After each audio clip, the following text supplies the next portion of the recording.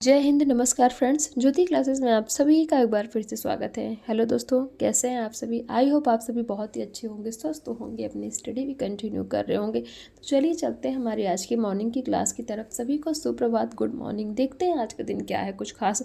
तो फ्रेंड्स, आज के दिन यानी कि 10 मार्च को सावित्रीबाई फूले का निधन हुआ था। आई होप सावित्रीबाई फूले से आप सभी परिचित होंगे, फिर भी मैं थोड़ा सा इनके बारे में बताना चाहूँगी। सावित्रीबाई फूले जो थी, क्या थी? भारत की पहली महिला शिक्षक थी। भारत की पहली महिला शिक्षक कौन थी? सावित्रीबाई फूले हुई थी।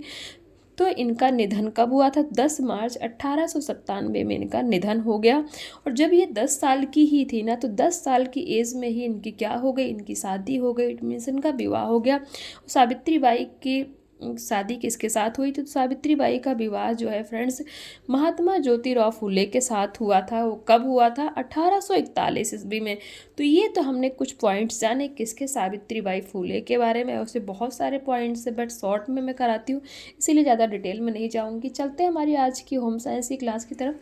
जैसा कि आप सभी जानते हैं कि हम कर रहे हैं हमारी होम साइंस की सीरीज, जिसमें हम कर रहे हैं क्लास 6 से 12 तक की पढ़ाई, जो कि बहुत ही अच्छे से कंटिन्यू है। और इसको करने का हमारा जो टारगेट है कि एक बार आप अपने होम साइंस के सिलेबस को अच्छे से पढ़ डालिए, ताकि होम साइंस से रिलेटेड कोई भी एग्ज़ाम किसी भी स्टेट में निकलता है, उसको क्लियर करने के लिए अपने आप को आप प्रिपेयर्ड पाएँ। और हाँ, जो हमारी क्लास 6 से 12 तक की ये सीरीज हमने स्टार्ट की है ना फ्रेंड्स, उसमें क्लास 6 to 8 तक की जितने भी टॉपिक्स थे हमने कवर कर लिया, यानी कि क्लास 6 to 8 तक की पढ़ाई को हमने कंप्लीट कर लिया। अभी हम अगर क्लास 9th में, अगर अभी तक आपने उन वीडियोस को नहीं देखा है, तो प्ले लिस्ट में जाके वहाँ से आप उन वीडियोज़ को वॉच आउट करके अपने कॉन्सेप्ट क्लियर कर सकते हैं, क्योंकि हर एक टॉपिक को बहुत ही डिटेल में कराया गया है। और हाँ, चैनल से नए जुड़े हैं तो प्लीज़ चैनल को सब्सक्राइब कर लीजिए, इसी तरह से डिटेल में पढ़ाई करने के लिए। और बेल आइकन प्रेस कीजिए, जिससे जब भी वीडियो अपलोड होती है आपके पास नोटिफिकेशन पहुँचे। और इस वीडियोस को ज़्यादा से ज़्यादा अपने दोस्तों के साथ भी शेयर कीजिए फ्रेंड्स, ताकि उनकी भी पढ़ाई अच्छे से हो सके। और हाँ, अपनी राय हमें कमेंट के माध्यम से अवश्य बताइए। लाइक डिसलाइक जो आपके समझ में आए वो भी आप कर सकते हैं। तो चलिए चलते हैं आज के हमारे टॉपिक की तरफ। देखते हैं हमारा आज का टॉपिक क्या होने वाला। हमारा आज का टॉपिक है रेशम के तंतु के बारे में हम पढ़ेंगे। बट इसको स्टार्ट करने से पहले हमने प्रीवियस क्लास में क्या पढ़ा था, एक बार उसका क्विक रिवीजन कर लेते हैं। क्योंकि जो हमने प्रीवियस में पढ़ा और जो भी हम प्रेजेंट में पढ़ रहे हैं, दोनों का अगर हम एक बार, जब भी हम प्रीवियस का रिवीजन करते हैं ना फ्रेंड्स, तो हम दोनों ही पॉइंट को क्या करते हैं, आपस में कनेक्ट कर पाते हैं। यही हमारा मेन मोटिव होता है प्रीवियस क्लास को रिवाइज करने का। तो चलिए चल लेते हैं हमारे प्रीवियस क्लास की तरफ कि हमने क्या क्या पढ़ा था। प्रीवियस क्लास में फ्रेंड्स हमने पढ़ा था कपास के तंतुओं से निर्मित वस्त्रों की रासायनिक विशेषताएँ देखी थी। उसमें कुछ पॉइंट्स भी देखे थे, अम्ल, क्षार, फफूंदी, रंग का प्रभाव, विरंजकों, बहुत सारे ऐसे एक्सेट्रा और से पॉइंट्स जो हमने देखे थे। फिर हमने जो दूसरा टॉपिक कवर किया था, लिनन के तंतु हमने देखे थे। उसमें हमने लिनन की रचना देखी थी।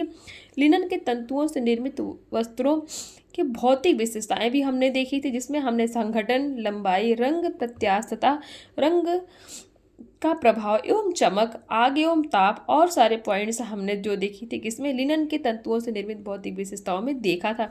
फिर हमने इसका साथ ही साथ लिनन के रासायनिक विशेषताएं भी देखी थी। फिर हमने क्या देखा था, रासायनिक विशेषताएं में हमारा कुछ पॉइंट्स था, अम्ल, क्षार, उसके प्रभाव, कई सारे पॉइंट्स हमने देखे थे।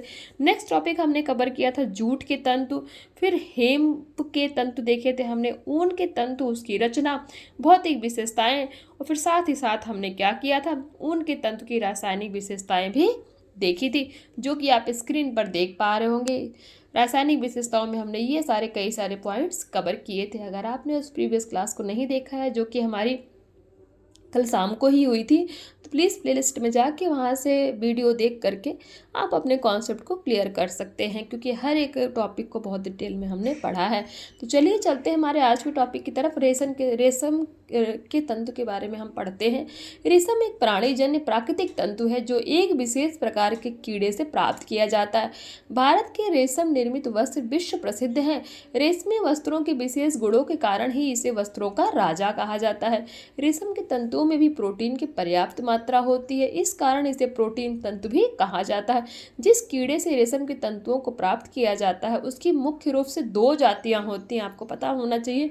जिस कीड़े जो कीड़ा रेशम देता है, वो जो कीड़ा होता है उसकी दो जातियां होती हैं। कौन कौन सी? प्रथम बॉम्बॉक्सी मोरी, जो शहतूत के पेड़ों पर पाया जाता है, तथा द्वितीय एंथ्रापर्नी है, जो ओक नामक जंगली वृक्ष पर पाया जाता है। बहुत ही इंपॉर्टेंट है, स्टार मार्क कर लीजिए।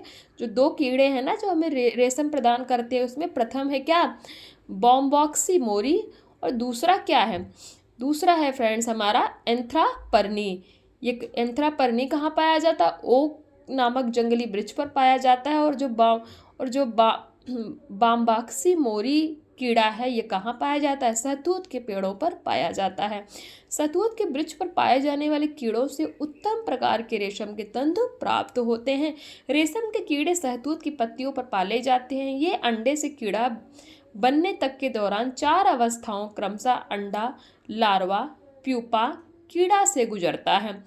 रेशम का कीड़ा जब प्यूपा की अवस्था में होता है, ये भी इम्पोर्टेंट है, लार्वा, प्यूपा, कीड़ा से गुजरता है। यानी कि जो हमारा क्या है, रेशम के कीड़े जो है शहतूत की पत्तियों पर पाए जाते हैं ना, ये अंडे से कीड़ा बनने के दौरान 4 अवस्थाओं से गुजरते हैं।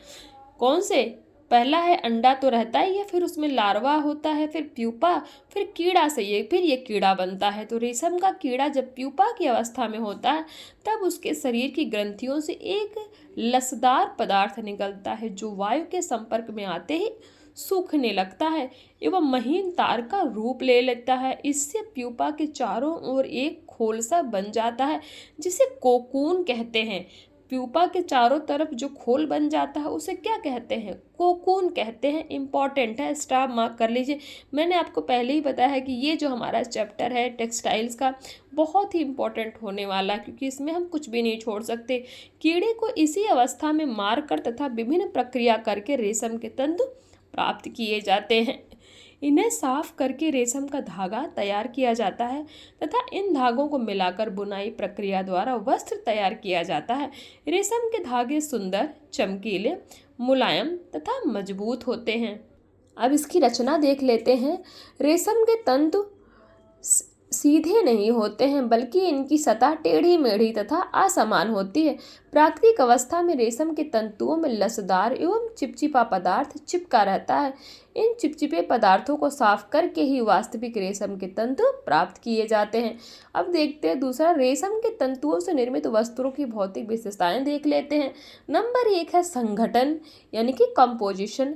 रेशम के तंतु में प्रोटीन, फिब्रियोन, जमने वाली वसा तथा सीरेसीन लसदार पदार्थ पाया जाता है। तो रेशम के तंतु में क्या पाया जाता है, रेशम के तंतु में प्रोटीन, फिब्रियोन का काम क्या होता है, वो जमने का काम करता है, जमने वाली वसा तथा सीरेसीन लसदार पदार्थ पाई जाती है। इसके अतिरिक्त रेशम में कार्बन, हाइड्रोजन तथा ऑक्सीजन के परमाणु पाए जाते हैं। मजबूती देखते हैं। रेशम के तंतु अन्य सभी प्राकृतिक तंतुओं से मजबूत होते हैं, इस कारण इससे निर्मित वस्त्र मजबूत एवं टिकाऊ होते हैं। अब रेशम की लंबाई के बारे में जान लेते हैं। सभी प्राकृतिक वस्त्रोपयोगी तंतुओं की अपेक्षा रेशम के तंतु अधिक लंबे होते हैं। यदि किसी कोकून से रेशम के तंतु बिना टूटे प्राप्त कर लिए जाएं तो उनकी लंबाई 300 से लेकर 400 मीटर तक हो सकती है। आप देख रहे हैं ना कितनी लंबाई होती है इनकी। पॉइंट 4 में है नम्यता व लचीलापन। रेशमी वस्त्र कोमल होते हैं। इनकी कोमलता का मुख्य कारण रेशम के तंतुओं में अतिरिक्त लचक का होना है। इस प्रकार रेशम के तंतुओं में लचक का गुण अपेक्षाकृत अधिक पाया जाता है। नंबर 5 है संवाहकता। रेशम के तंतु ताप के अच्छे संवाहक नहीं होते। जब रेशमी वस्त्र धारण किया जाता है तो शरीर का ताप सरलता से बाहर नहीं निकल पाता। इसी कारण गर्म जलवायु वाले क्षेत्रों में रेशमी वस्त्र धारण करना असुविधाजनक होता है। पॉइंट 6 में देखते हैं रगड़ का प्रभाव। रेशम के तंतुओं पर रगड़ का प्रतिकूल प्रभाव पड़ता है। रगड़ने से रेशम की कोमलता नष्ट हो जाती है, यानी कि जो रेशम का जो तंतु है उस पर अगर रगड़ पड़ेगी तो रेशम की जो कोमलता है वो नष्ट हो जाएगी। इसलिए रेशमी वस्त्रों को शुष्क धुलाई करनी चाहिए। पॉइंट 7 है ताप का प्रभाव। रेशम के तंतु अधिक ताप सहन नहीं कर पाते हैं। सामान्यतः 300 फ़ारेनहाइट से अधिक ताप पर ये नष्ट हो जाते हैं। पॉइंट 8 है प्रतिस्कंदता। रेशम के तंतुओं में प्रतिस्कंदता के गुण अधिक पाए जाते हैं। प्रतिस्कंदता के गुण के कारण ही रेशमी वस्त्र शीघ्र ग्रस्त नहीं होते तथा उनमें सिलवटें भी नहीं पड़ती हैं। अब प्रत्यास्थता देख लेते हैं। रेशम के तंतुओं में अन्य वस्त्रोपयोगी तंतुओं की अपेक्षा प्रत्यास्थता का गुण अधिक पाया जाता है। वस्त्र को दबाकर धो देने पर वह अपनी पूरी अवस्था में आ जाता है। पॉइंट 10 में देखते हैं, हवा का प्रभाव किस तरह रेशम पर पड़ता है। हवा के निरंतर संपर्क का रेशम के तंतुओं पर प्रतिकूल प्रभाव पड़ता है। हवा के निरंतर संपर्क का रेशम के देख लिया हमने। हवा के निरंतर संपर्क में रहने से रेशम के तंतुओं की चमक घट जाती है तथा उसका रंग भी फीका पड़ जाता है। यानी कि जो रेशम के वस्त्र होते हैं उनको अगर ज़्यादातर हवा में रखा जाए तो उनकी चमक घट जाएगी और उनका रंग भी फीका पड़ जाएगा। अब नेक्स्ट देखते हैं विरंजकों का प्रभाव, यानी कि विरंजक क्या होते हैं। जो ब्लीच किए जाते हैं ना कपड़े पर, ब्लीच का प्रभाव क्या होता है।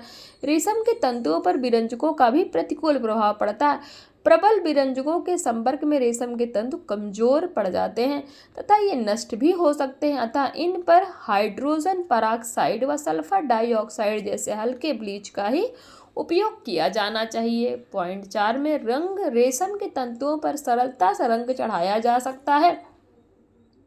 इसकी तंतुओं पर सभी प्रकार के रंग चढ़ाए जा सकते हैं। पॉइंट 5 में कीड़ों तथा फफूंदी का प्रभाव। सामान्यतः प्राकृतिक रेशम के तंतुओं को कीड़े नहीं काटते, परंतु अगर रेशमी वस्त्र मिश्रित तंतुओं से बने हों तो वे कीड़ों के आकृष्ट करते हैं। फफूंदी का सामान्यतः रेशम के तंतु पर प्रभाव नहीं पड़ता, लेकिन नमी व प्रकाश रहित वातावरण में लंबे समय तक रहने पर उन पर फफूंदी का प्रभाव होता है। पॉइंट 6 में पसीने का प्रभाव। रेशम के तंतुओं पर पसीने का प्रतिकूल प्रभाव पड़ता है। पसीने के संपर्क में रहने से इसकी चमक घट जाती है तथा इसका रंग बदरंग हो जाता है एवं मजबूती भी कम हो जाती है। तो ये तो हमने कुछ पॉइंट्स देखे किसके बारे में, रेशम के तंतुओं से निर्मित वस्त्रों की रासायनिक विशेषताओं के बारे में जाने। अभी इसी से रिलेटेड कुछ क्वेश्चन है। लामा से किस प्रकार के तंतु प्राप्त किए जाते हैं। क्वेश्चन 2 है, ऊन के तंतुओं में पाई जाने वाली प्रोटीन किस रूप में पाई जाती है। क्वेश्चन 3 है, वस्त्रों का राजा किसे कहा जाता है। क्वेश्चन 4 है, रेशमी वस्त्रों पर ताप का क्या प्रभाव पड़ता है। तो ये क्वेश्चन है फ्रेंड्स, आई होप आपने इनके स्क्रीनशॉट ले लिए होंगे। इनको प्लीज़ आप सॉल्व किया करिए क्योंकि बहुत ही इंपॉर्टेंट होते हैं, मैं बार बार कहती हूँ। अब हमारा जो नेक्स्ट फाइबर है रेयॉन, इसके बारे में देख लेते हैं। रेयान के बारे में हम देख लेते हैं। रेयान वस्त्रोपयोगी महत्वपूर्ण कृत्रिम तंतु है। इसका शाब्दिक अर्थ होता है सूर्य की किरणों को परावर्तित करने वाला। इसके तंतुओं के निर्माण के लिए वनस्पति जन्य सामग्रियों को कच्चे माल के रूप में प्रयोग में लाया जाता है। इसके निर्माण में प्रयोग होने वाली प्रमुख कच्ची सामग्री बांस की पट्टी, बांस की लुगदी, गोंद तथा राल इत्यादि है। आप ये देख पा रहे होंगे ना ये स्क्रीन पर, अनुदैर्घ्य काट और अनुप्रस्थ काट अलग अलग से आपको दिख रहे हैं। रेयान के तंतु हैं ये। इन्हें विभिन्न क्रियाओं द्वारा गलाकर एक गाढ़ा घोल तैयार किया जाता है। इस गाढ़े घोल से ही स्पिनेरेट नामक विशिष्ट यंत्र के माध्यम से निकालकर नियंत्रित ताप पर सुखाकर तथा जल धारा से धोकर रेयान के तंतु तैयार किए जाते हैं। इन्हीं तंतुओं की बटाई करके धागा तैयार किया जाता है तथा इन्हीं धागों की बुनाई करके आकर्षक रेयान के वस्त्र तैयार किए जाते हैं। इस प्रकार यह स्पष्ट हो जाता है कि रेयान एक मानव निर्मित रेशा है जिसकी उत्पत्ति प्राकृतिक पदार्थों पर रासायनिकरण के फलस्वरूप होती है। रेयान अन्य रासायनिक रेशों से भिन्न प्रकृति का होता है। इसका मुख्य कारण यह है कि इन रेशों के निर्माण के लिए जिन कच्ची सामग्रियों की आवश्यकता होती है वो ठोस रूप से प्रकृति से ही प्राप्त हो जाती है, जबकि अन्य रासायनिक रेशों के निर्माण के लिए आवश्यक सामग्री हाइड्रोजन, ऑक्सीजन, कार्बन इत्यादि तत्वों के रासायनिकरण से प्राप्त की जाती है। रेयॉन को कृत्रिम रेशों के नाम से भी जाना जाता है। रेयॉन को और किस नाम से जाना जाता है, कृत्रिम रेशम के नाम से भी जाना जाता है। इसकी रचना देख लेते हैं। रेयॉन के तंतुओं का निर्माण यांत्रिक एवं कृत्रिम विधि द्वारा किया जाता है, अतः इसकी कोई निश्चित प्राकृतिक रचना नहीं होती। इसकी रचना इसे तैयार किए जाने वाली विधियों पर निर्भर करती है। इसका व्यास एवं मोटाई नोजल के छिद्रों पर निर्भर करती है। अब देख लेते हैं रेयान के तंतुओं से निर्मित वस्त्रों की भौतिक विशेषताएं। रासायनिक हमने देख ली ना, अब भौतिक देखते हैं। नंबर 1, संगठन यानी कि कंपोजिशन। रेयॉन के तंतुओं के निर्माण के लिए मुख्यतः वनस्पति जन्य सामग्रियों को ही कच्चे माल के रूप में प्रयोग किया जाता है। इसके निर्माण में प्रयोग होने वाले कच्चे मालों में अधिकांश भाग सेल्यूलोज के होते हैं। इस कारण इसके तंतुओं को भी सेल्यूलोज तंतु कहा जाता है। इसके तंतुओं का संगठन कपास एवं लिनन के तंतुओं के समान होता है। पॉइंट 2, प्रत्यास्थता एवं प्रतिस्कंदता देख लेते हैं। प्रत्यास्थता का गुण रेयॉन के तंतुओं की निर्माण विधि पर निर्भर होता है। कुप्रामोनियम विधि द्वारा निर्मित रेयॉन में सबसे कम प्रत्यास्थता तथा सेल्यूलोज एसीटेट विधि द्वारा निर्मित रेयॉन में उच्च प्रत्यास्थता पाई जाती है। इसके तंतुओं में प्रतिस्कंदता के गुण का अभाव होता है। पॉइंट 3 है, लंबाई एवं मजबूती कैसी होती है इसकी रेयॉन की देखते हैं। रेयॉन तंतुओं का निर्माण यांत्रिक विधि द्वारा कृत्रिम रूप से किया जाता है। रेयॉन तंतुओं की लंबाई आवश्यकता के आधार पर निर्भर करती है। रेयॉन के तंतु कपास तथा लिनन की तुलना में कमजोर होते हैं। पॉइंट 4, ताप की संवाहकता। रेयॉन ताप का अच्छा संवाहक है। इस कारण गर्म जलवायु वाले क्षेत्रों में रेयॉन के वस्त्र अधिक पसंद किए जाते हैं। पॉइंट 5 है, धूप का प्रभाव किस तरह से पड़ता है रेयॉन पर देखते हैं। रेयॉन के तंतुओं पर धूप का प्रतिकूल प्रभाव नहीं पड़ता, परंतु अगर इसे लंबे समय तक धूप में रखा जाए तो यह कमजोर होने लगता है। पॉइंट 4 में, रगड़ का क्या प्रभाव पड़ता है रेयॉन पे। रेयॉन के तंतुओं पर रगड़ का प्रतिकूल प्रभाव पड़ता है। रगड़ के कारण इसके तंतुओं की चमक घटने लगती है तथा इसके तंतु कमजोर होकर टूट भी जाते हैं। पॉइंट 7 है, अवशोषकता देखते हैं। रेयॉन में अवशोषकता का गुण इसके निर्माण की विधियों पर निर्भर करता है। कुप्रामोनियम एवं विस्कोस विधि द्वारा निर्मित रेयॉन में अधिक अवशोषकता तथा सेल्यूलोज एसीटेट विधि द्वारा निर्मित रेयॉन में न्यून अवशोषकता पाई जाती है। पॉइंट 8 है, ताप का प्रभाव। रेयॉन के तंतु ताप के संवाहक होते हैं, इसलिए गर्म जलवायु वाले प्रदेशों में रेयॉन के वस्त्र धारण करना लाभप्रद होता है। रेयॉन के तंतुओं से निर्मित वस्त्रों की रासायनिक विशेषताएं हमने भौतिक देख ली, अब रासायनिक विशेषताएं देख लेते हैं। इसमें पॉइंट 1 है, अम्ल का किस तरह प्रभाव पड़ता है। तंतु कार्बनिक अम्लों, फार्मिक एवं एसिटिक एसिड का रेयॉन के तंतुओं पर कोई प्रतिकूल प्रभाव नहीं पड़ता, परंतु सांद्र अम्लों, नमक, गंधक इत्यादि के संपर्क में आते ही रेयॉन के तंतु नष्ट हो जाते हैं। पॉइंट 2, क्षार का प्रभाव। तंतु क्षारों से रेयॉन के तंतुओं पर कोई प्रभाव नहीं पड़ता, कोई भी प्रतिकूल प्रभाव नहीं पड़ता, परंतु सांद्र क्षार रेयॉन के तंतुओं को नष्ट कर देते हैं। रंग चढ़ाना। इसके तंतुओं से बने वस्त्रों पर आसानी से रंग चढ़ाया जा सकता है। कॉस्टिक सोडा जैसे क्षार इसकी तनाव सामर्थ्य नष्ट कर देते हैं। पॉइंट 4, विरंजकों का प्रभाव। विरंजकों से रेयॉन के तंतुओं पर प्रतिकूल प्रभाव पड़ता है। इसके वस्त्र पर विरंजन के लिए सामान्यतः हाइड्रोजन पराऑक्साइड का प्रयोग किया जाता है। पॉइंट 5 है, फफूंदी का प्रभाव किस तरह पड़ता है रेयॉन पर देखते हैं। रेयॉन के वस्त्रों को यदि अधिक समय तक नमी अथवा गीली अवस्था में रखा जाए तो इसमें फफूंदी लग सकती है। पॉइंट 6, कीड़ों का प्रभाव।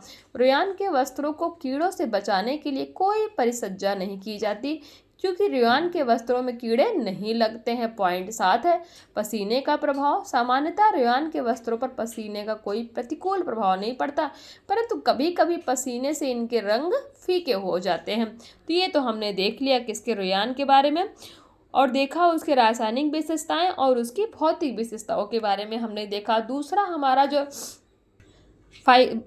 हमारा फ्रेंड्स जो फाइबर है वो क्या है, हमारा नायलॉन है। नायलॉन फाइबर के बारे में देख लेते हैं। नायलॉन की खोज अमेरिकी वैज्ञानिक डॉक्टर कैरोथर्स द्वारा वर्ष 1938 में की गई थी।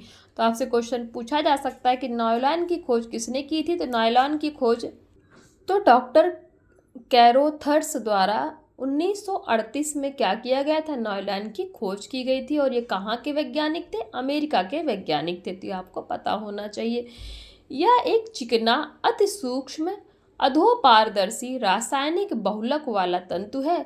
इसके तंतु असीमित लंबाई के होते हैं। तो ये आप देख पा रहे हैं ना, ये है नायलॉन।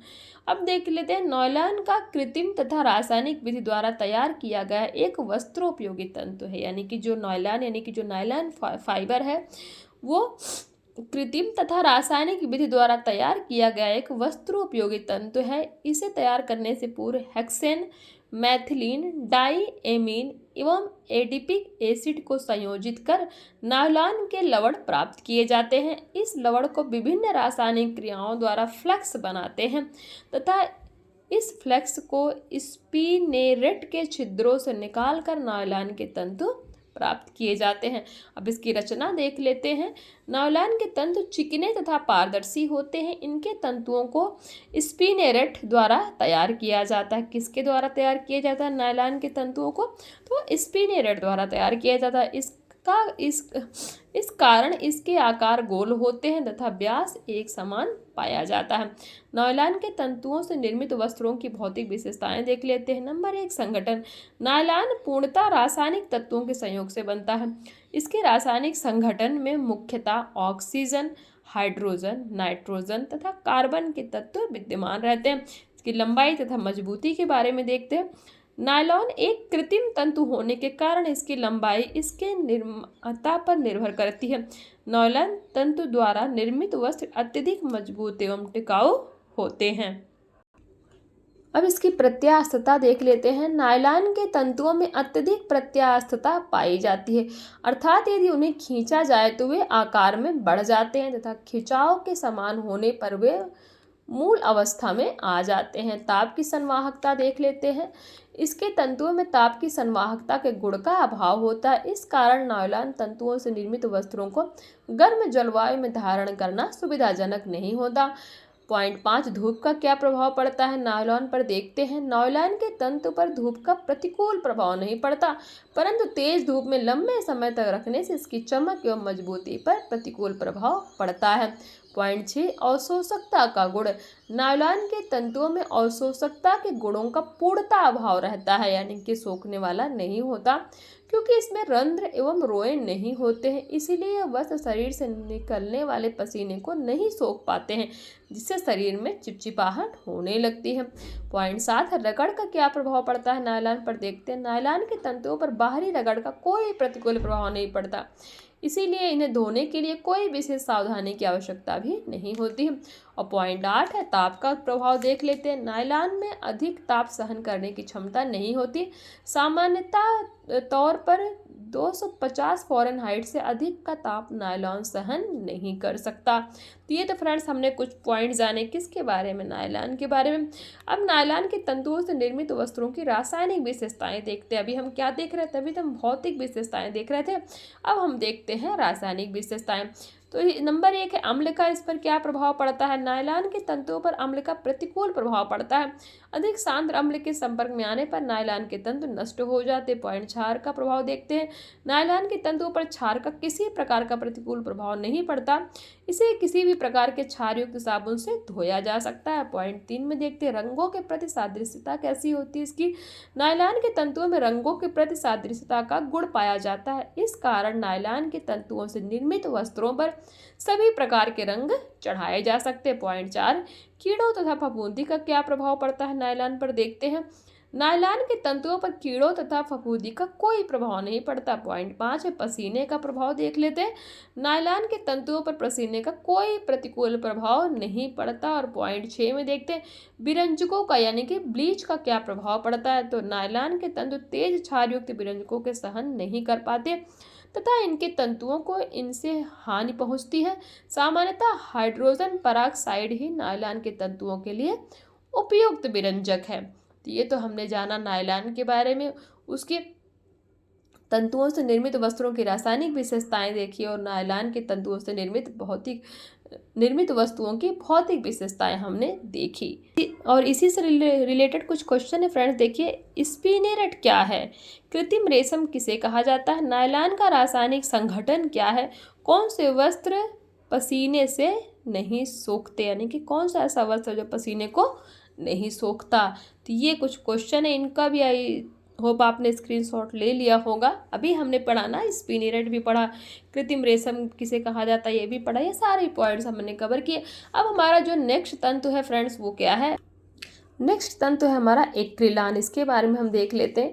एक्रिलान के तंतुओं का निर्माण रासायनिक विधि के अंतर्गत विभिन्न जटिल रासायनिक प्रक्रियाओं द्वारा होता है। इसके निर्माण की प्रक्रिया के प्रारंभ में अमोनिया एवं कुछ प्राकृतिक गैसों को मिलाकर एक जटिल मिश्रण तैयार किया जाता है। इसके पश्चात एसीटिलीन से मिश्रण की रासायनिक प्रक्रिया कराई जाती है।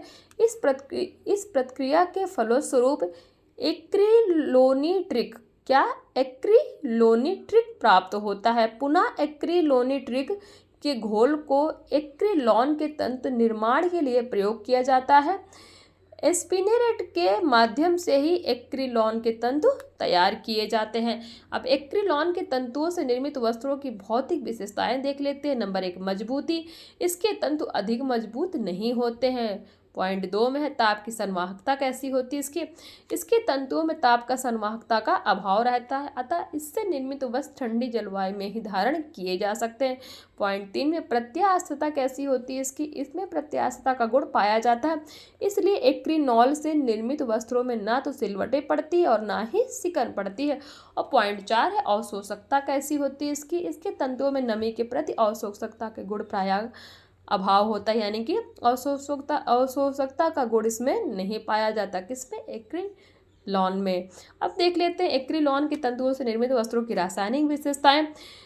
पॉइंट 1 है अम्ल का क्या प्रभाव पड़ता है एक्रिलॉन पर। एक्रिलॉन के तंतुओं पर अम्ल का किसी प्रकार का प्रतिकूल प्रभाव नहीं पड़ता। पॉइंट 2 क्षार का प्रभाव। एक्रिलॉन के तंतुओं पर क्षार का प्रतिकूल प्रभाव पड़ता है। क्षार के संपर्क में आते ही एक्रिलॉन के तंतु क्षतिग्रस्त होकर नष्ट हो जाते। पॉइंट 3 है पसीने का प्रभाव। एक्रिलॉन के तंतुओं पर पसीने का कोई प्रतिकूल प्रभाव नहीं पड़ता। और पॉइंट 4 है कीड़ों, फफूंदी एवं धूप का प्रभाव। कीड़े, फफूंदी एवं धूप का एक्रिलॉन के तंतुओं पर कोई भी प्रतिकूल प्रभाव नहीं पड़ता। तो ये हमने जाना किसके बारे में? एक्रिलॉन के बारे में जाना। और नेक्स्ट हमारा फाइबर यानी कि तंतु क्या है? डेक्रान के बारे में हम देखते हैं कि डेक्रान क्या है। नायलॉन के समान ही डेक्रान भी कृत्रिम रासायनिक विधि द्वारा तैयार किए जाने वाला एक वस्त्रोपयोगी तंतु है। यह एक पॉलीमर तंतु है जिसे प्रारंभ में टेरिलीन कहा जाता था। क्या कहा जाता था? डेक्रान को टेरिलीन कहा जाता था। इसका निर्माण सर्वप्रथम इंग्लैंड के वैज्ञानिकों ने एक पॉलीमर रेशे के रूप में किया था एवं इसका नाम टेरिलीन रखा था। इसके पश्चात अमेरिका के ड्यूपोर्ट डी नीमर्स एंड कंपनी द्वारा इसके धागे के निर्माण एवं विकास के कार्यों को विकसित किया गया तथा इस कंपनी द्वारा ही इस धागे का नाम डेक्रान दिया गया था। डेक्रान के तंतुओं का निर्माण डाइमिथाइल टेरिकेथलेट तथा ग्लाइकोल के संयोग से किया जाता है। इस प्रक्रिया में उत्प्रेरक के रूप में एस्टर का प्रयोग किया जाता है। इस प्रक्रिया में प्राप्त बहुलक को पिघलाकर यांत्रिक विधि द्वारा स्पिनेरेट के माध्यम से तंतुओं के रूप में परिवर्तित किया जाता है। अब डेक्रान के तंतुओं से निर्मित वस्तुओं की भौतिक विशेषताएं देख लेते हैं। इसकी मजबूती कैसी होती है? डेक्रान के तंतुओं द्वारा निर्मित वस्त्र अत्यधिक टिकाऊ एवं मजबूत होते हैं, अतः ये ना तो घिसते हैं और ना ही फटते हैं। इसकी संवाहकता, डेक्रान के तंतुओं में उच्च ताप संवाहकता का गुण पाया जाता है, अतः डेक्रान से निर्मित वस्त्रों को गर्मियों में भी धारण किया जा सकता है। पॉइंट 3 अवशोषकता का गुण कैसा होता है डेक्रान का देख लेते हैं। इसके तंतुओं में अवशोषकता के गुण का अभाव होता है, इसलिए इससे निर्मित वस्तुओं को धोना एवं सुखाना आसान होता है। पॉइंट 4 है प्रत्यास्थता तथा प्रतिस्कंदता का गुण देख लेते हैं। डेक्रान के तंतुओं में प्रत्यास्थता तथा प्रतिस्कंदता का गुण विद्यमान होता है, इस कारण डेक्रान से निर्मित वस्त्रों में सिकन तथा सिलवटें नहीं पड़ती। और पॉइंट 5 है दाग धब्बों का क्या प्रभाव पड़ता है डेक्रान पे देखते हैं। डेक्रान से निर्मित वस्त्रों पर आसानी से कोई दाग धब्बे नहीं पड़ते। अब डेक्रान के तंतुओं से निर्मित वस्त्रों की रासायनिक विशेषताएं फटाफट देख लेते हैं फ्रेंड्स। पॉइंट 1 है अम्ल तथा क्षार का इस पे क्या प्रभाव पड़ता है। डेक्रान के तंतुओं पर अम्ल तथा क्षार का कोई प्रतिकूल प्रभाव नहीं पड़ता। सांद्र अम्ल तथा क्षार इसे हानि पहुंचा सकते हैं। पॉइंट 3 है कीड़ों, फफूंदी तथा धूप का क्या प्रभाव पड़ता है। वस्त्र काटने वाले कीड़ों, फफूंदी तथा धूप इत्यादि का कोई प्रतिकूल प्रभाव डेक्रान के तंतुओं पर नहीं पड़ता। तो ये तो हमने जाना किसके बारे में, डेकरान के बारे में जाना। अब हम जान लेते हैं किसके बारे में, ऑरलान के बारे में हम जान लेते हैं। ऑरलान के तंतु का निर्माण जटिल रासायनिक प्रक्रियाओं के माध्यम से प्रयोगशाला में किया जाता है। इसकी निर्माण प्रक्रिया में हाइड्रोक्लोरिक अम्ल की एथिलीन के साथ क्रिया कराई जाती है, जिसके फलस्वरूप क्लोरोहाइड्रोन प्राप्त होता है। प्राप्त क्लोरोहाइड्रोन की पुनः सोडियम हाइड्रॉक्साइड के साथ क्रिया कराई जाती है। परिणाम स्वरूप एथिलीन ऑक्साइड प्राप्त होता है, जो सूखकर एल्किलोनाइट्रीन बन जाता है। क्या बन जाता है? एल्किलोनाइट्रीन बन जाता है। ये आप देख पा रहे होंगे ऑरलान के तंतु इस तरह से दिखते हैं। अब चलते हैं इसी एल्किलोनाइट्रीन को किसी उत्तम विलायक के माध्यम से गाढ़ा बनाकर यांत्रिक विधि से स्पिनेरेट के बारीक छिद्रों से गुजार कर ऑरलान के तंतु प्राप्त किए जाते हैं। इन तंतुओं को काटकर व खींचकर उन्हें शक्ति प्रदान की जाती है। इसके पश्चात तंतुओं को नियंत्रित रूप में ढीला छोड़ा जाता है ताकि वह अस्थायी रूप ग्रहण कर ले। ऑरलान के तंतु अत्यधिक चिकने व चमकदार होते हैं।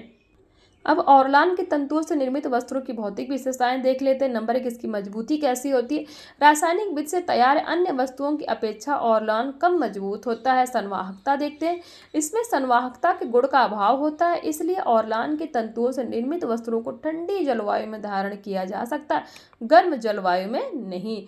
पॉइंट 3 है प्रतिस्कंदता तथा प्रत्यास्थता का गुण देखते हैं कैसा होता है ऑरलान में। ऑरलान के तंतुओं में प्रतिस्कंदता तथा प्रत्यास्थता का गुण अधिक मात्रा में पाया जाता है। पॉइंट 4 है अवशोषकता। ऑरलान के वस्त्रोपयोगी तंतुओं में अवशोषण के गुण का अभाव पाया जाता है। इस कारण इनसे निर्मित वस्त्रों को धोने एवं सुखाने में आसानी होती है। अब देख लेते हैं ऑरलान के तंतुओं से निर्मित वस्त्रों की रासायनिक विशेषता। ये तो हमने भौतिक देखी, रासायनिक में देख लेते हैं अम्ल का क्या प्रभाव पड़ता है इस पे। ऑरलान के तंतुओं तथा इससे निर्मित वस्त्रों पर अम्ल का कोई प्रतिकूल प्रभाव नहीं पड़ता। पॉइंट 2 है क्षार का प्रभाव। ऑरलान से निर्मित वस्त्रों पर क्षार का कोई भी प्रभाव नहीं पड़ता। पॉइंट 3 है कीड़ों फफूंदी तथा धूप का क्या प्रभाव पड़ता है।